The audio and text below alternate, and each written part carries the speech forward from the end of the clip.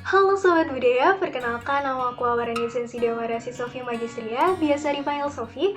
Aku seorang mahasiswi aktif di Departemen Ilmu Hubungan Internasional Universitas Gadjah Mada.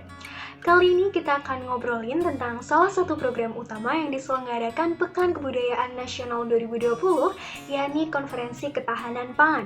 Sebelumnya, beberapa dari teman-teman mungkin ngerasa asing atau belum pernah mendengar mengenai Pekan Kebudayaan Nasional. Nah, sebenarnya apa sih Pekan Kebudayaan Nasional itu?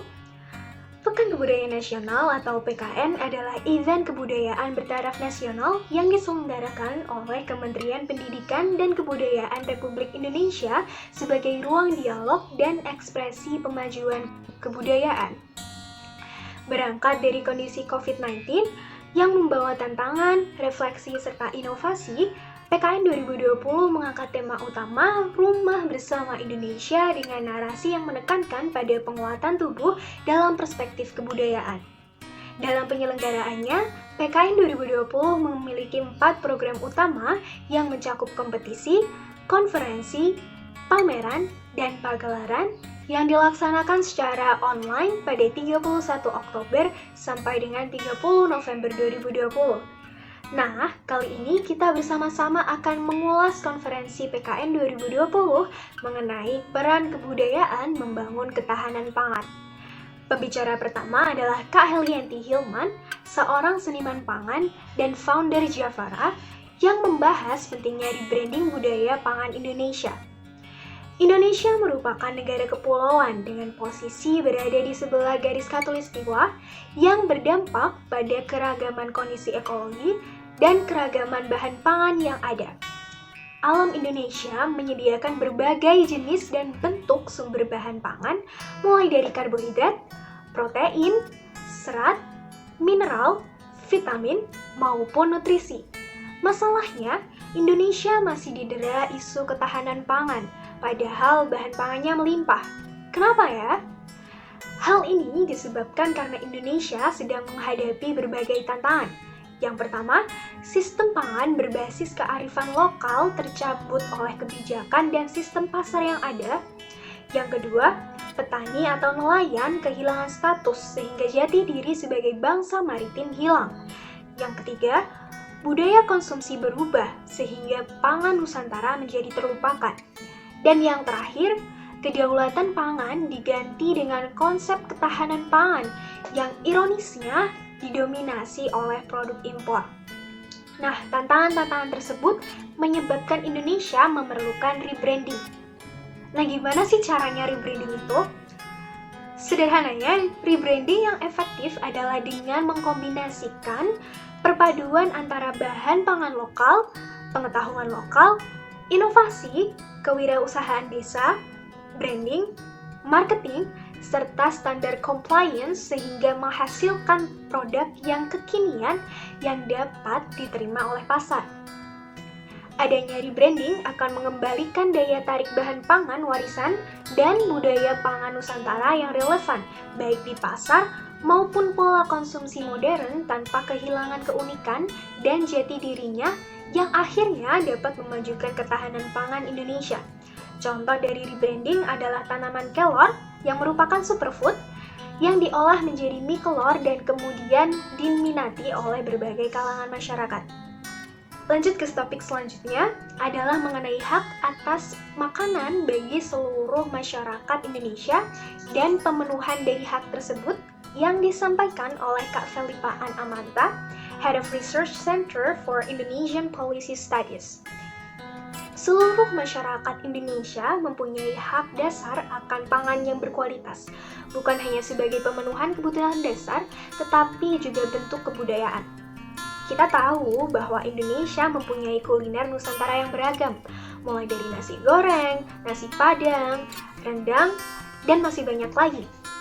Namun nyatanya, isu kelaparan dan gizi buruk masih saja menjadi masalah besar di Indonesia.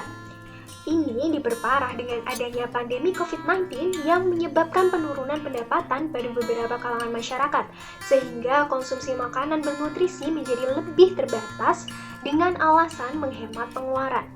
Implikasi jangka panjang dari fenomena tersebut adalah penurunan kesehatan, pendidikan, serta produktivitas pada individu.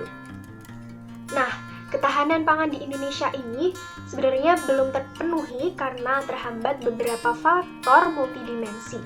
Yang pertama, produksi domestik di sisi hulu mendapatkan tantangan-tantangan seperti berkurangnya lahan pertanian karena urbanisasi, serta berkurangnya jumlah petani karena profesi ini telah ditinggalkan banyak pemuda bangsa.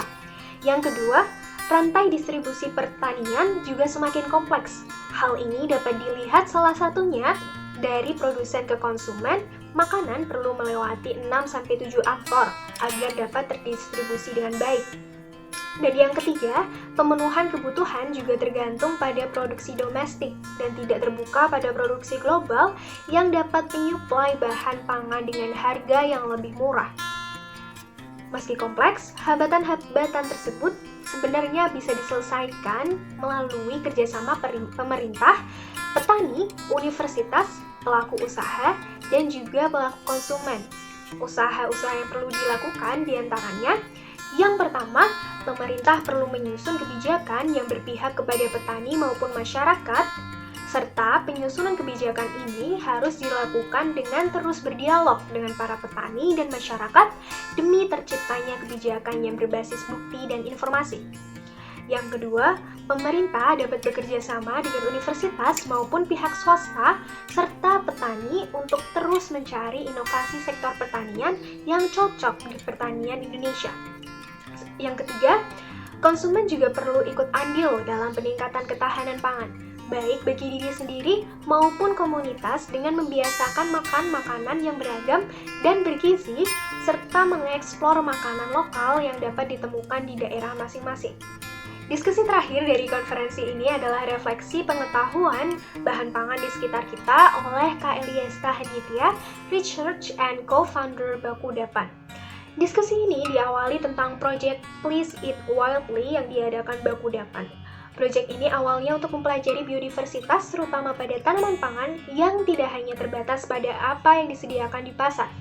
Proyek ini bekerja sama dengan ibu-ibu tahun 65 yang menceritakan bahwa mereka mencari tanaman liar di sekitar penjara untuk dikonsumsi. Dari proyek tersebut, diskusi ini membahas akan kritik dari apa-apa yang dilabeli liar. Dalam industri pertanian, manusia cenderung ingin mengontrol apa yang harus dibudidayakan dan melihat nilai ekonomi dari komunitas pangan tersebut, serta mengontrol apa yang harus dibuang. Padahal sebetulnya yang dibuang tersebut juga memiliki nilai guna. Contohnya yang dianggap sebagai gulma, yakni akar kucing, maman ungu, serta semanggi yang sebenarnya merupakan bentuk keberagaman bahan pangan lokal yang dapat dimanfaatkan sebagai sumber alternatif bahan pangan tersebut. Pengetahuan kita akan bahan pangan juga berkurang karena adanya pembangunan yang membuat lahan tempat bertumbuhnya bahan pangan ini menjadi berkurang dan tidak memberikan tanaman-tanaman tersebut ruang untuk bernafas. Sehingga ketika mereka tumbuh, dianggap sebagai tanaman yang tumbuh tidak pada tempatnya atau tanaman yang tidak dianggap. Dan ketika kita menemui tanaman tersebut, kita hanya sekedar lewat tanpa melihat bahwa sebenarnya tanaman-tanaman seperti semanggi, daun kelor menawarkan sumber bahan pangan untuk kita dan dapat membawa nilai guna serta keuntungan. Seperti inovasi dari tanaman kelor yang tadi sudah disampaikan menjadi mie kelor yang akhirnya mendatangkan keuntungan yang luar biasa dan sekarang menjadi makanan yang tren. Oke, dari ketiga diskusi tersebut, kita dapat mempelajari bahwa isu ketahanan pangan merupakan masalah besar yang sedang dihadapi oleh Indonesia. Oleh karena itu, sudah saatnya kita sebagai masyarakat Indonesia bergerak untuk memajukan ketahanan pangan tersebut. Baik dengan mempelajari keberagaman pangan Indonesia, berinovasi, atau sekedar menjadi konsumen yang bijak dalam memilih makanan lokal yang bergizi dan sehat. Itulah ulasan mengenai konferensi ketahanan pangan PKN 2020. Dan jika teman-teman ingin tahu lebih dalam, Sobat Budaya mungkin bisa berkunjung ke website pkn.id untuk melihat program-program PKN lainnya. Sampai jumpa!